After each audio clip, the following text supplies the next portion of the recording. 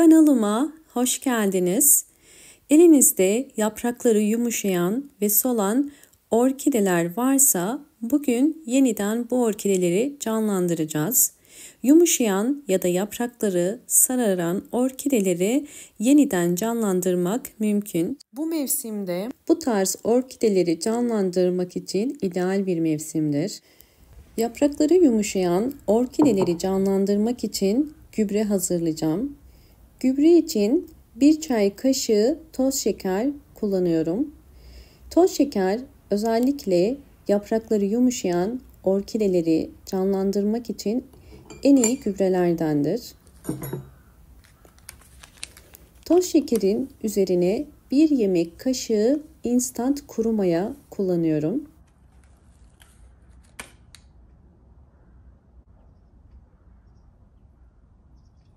Toz şeker ve mayayı hızlı bir şekilde eritebilmek için üzerine kaynar su koyuyorum. Sizler sıcak suda kullanabilirsiniz. Biraz karıştırıyorum bunları. Özellikle mayanın aktifleşebilmesi için toz şeker çok işe yarar. İkisi bir arada çok daha hızlı bir şekilde vitaminleri ve mineralleri ortaya çıkarır. Hazırladığım maya için 1 litre suya ihtiyacım var. Bakın 1 litre sadece su kullanıyorum. Sizler isterseniz 2 litre de kullanabilirsiniz. Şimdi hazırladığım mayayı süzüyorum. Bitki gelişiminde azot, potasyum ve fosfora ihtiyaç olur. Kuru maya içerisine barındırdığı bu elementler ile bu elementlerin hızlı bir şekilde toprağa karışmasına yardımcı olur ve bitkinin kök gelişimini hızlandırır ve hastalıklardan korur.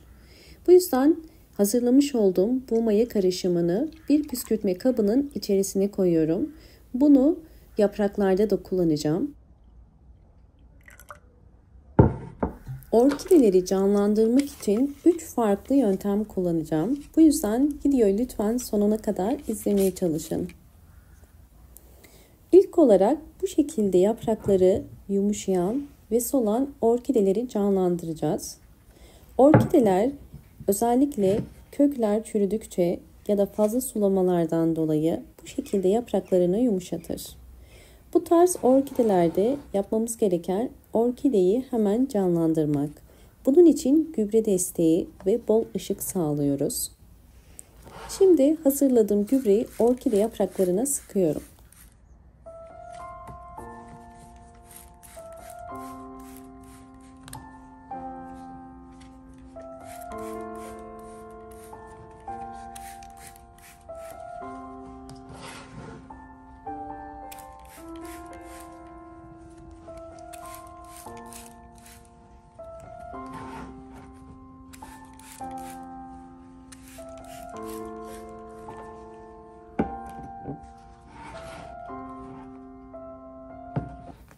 Orkidenin çok fazla gücü olmadığı için çiçek dalını kesiyorum.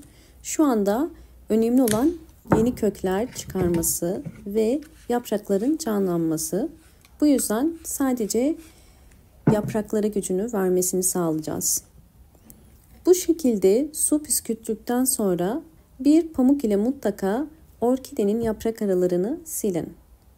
İkinci yöntem, orkidelerimizin sadece yapraklarına değil, köklerinin de sağlıklı olabilmesi için bu mayayı kullanıyorum. Ben 8 yemek kaşığı kadar bu mayayı kullanıyorum. Ayda bir kere bu maya karışımı gübreyi orkidelerinize ayda bir kere verebilirsiniz. Bu tarz gübreleri lütfen çok vermeyin. Verdiğiniz ölçü çok önemli. Hemen ikinci orkideme de aynı işlemleri uygulayacağım.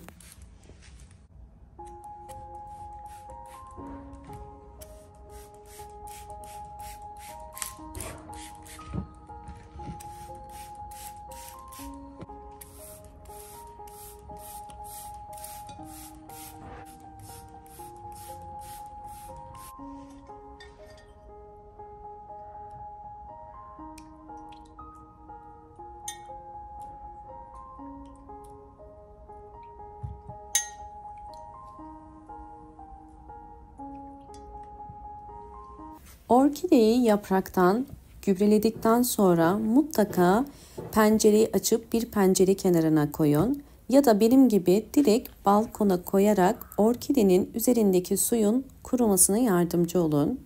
Ve sizlerle bu orkidelerimin gelişimlerini de paylaşacağım. Hemen sizleri sonuçlarla baş başa bırakmak istiyorum.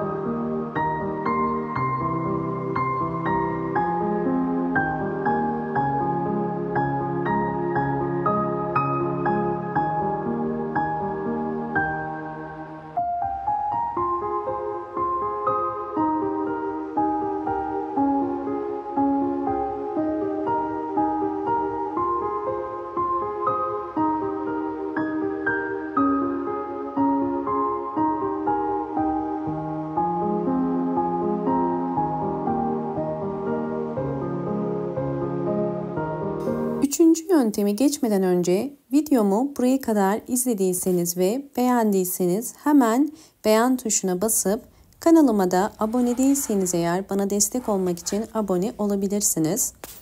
Yine elimde yaprakları yumuşayan ve kökleri tamamen çürüyen bir orkide var. Bu tarz orkideleri kurtarmak mümkündür. Şimdi sizlere böyle bir orkideye nasıl bakım yapmamız gerektiğini gösteriyorum.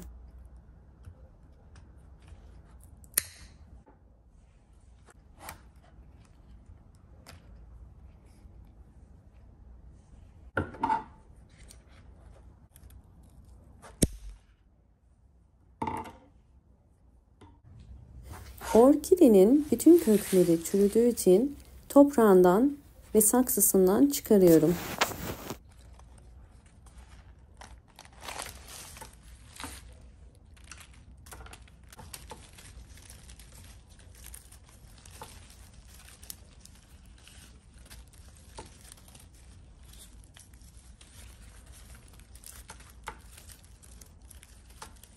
Orkidenin kökleri tamamen çürümüş. Bakın bu şekilde çektiğim zaman tel şeklinde kalıyor. Bu orkidenin tüm köklerinin çürüdüğünü gösterir. Böyle bir durumda bütün kökleri keserek orkidenin gövde kısmını iyice temizliyoruz.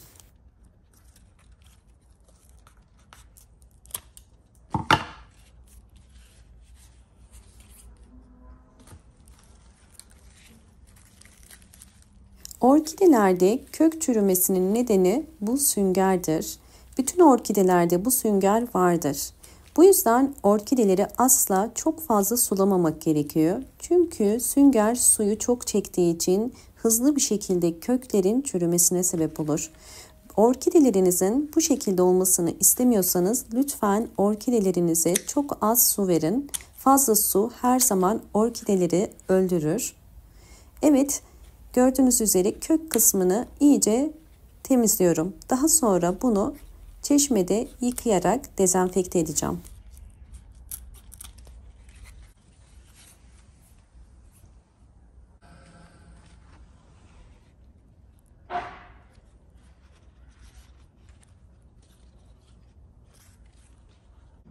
Yaprakları yumuşayan ve köklerini kaybeden orkideyi canlandırmak için mayalı su ile dezenfekte edeceğim. Orkidenin yapraklarını tamamen bu suya batırıp çıkarıyorum ve gövde kısmını da özellikle bu suya batıracağım. Ve daha sonra bu suyun içerisinde orkidemin yeniden canlanabilmesi ve dezenfekte olabilmesi için 1 saat bekleteceğim.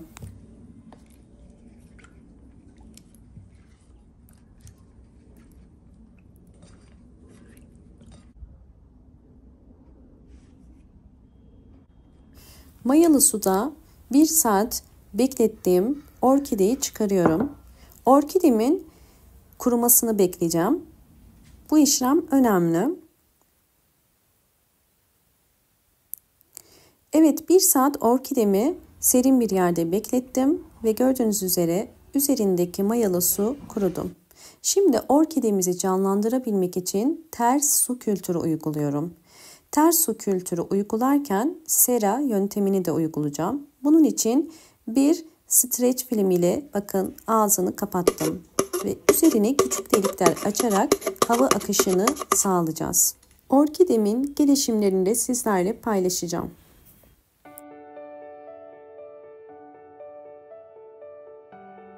Eğer videomu buraya kadar izlediyseniz ve beğendiyseniz hemen beğen tuşuna basıp kanalıma da abone değilseniz eğer bana destek olmak için abone olursanız çok mutlu olurum. Aynı zamanda videomu kendi ana dilinizde sesli olarak dinleyebilmek için lütfen sesli kısımdan İngilizce seslendirmeyi açık konuma getirmeyi unutmayın.